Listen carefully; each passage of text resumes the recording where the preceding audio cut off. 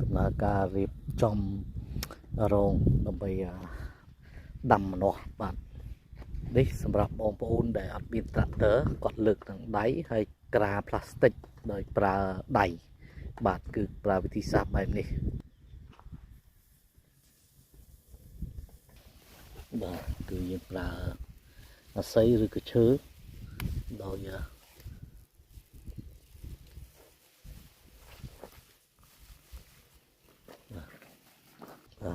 ដកអាស័យ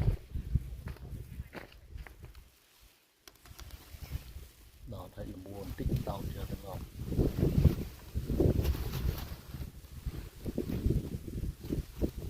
និងសម្រាប់អ្នកអត់មានត្រាក់ទ័រឲ្យលើករងនឹងដៃក្រាផ្លាស្ទិកដើម្បីការពារស្មៅដុះហើយនឹងសំណើមហើរបាទ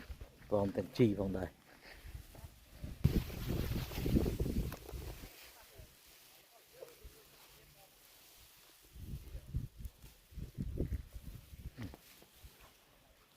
ចាំមកស្អាតខ្លាំង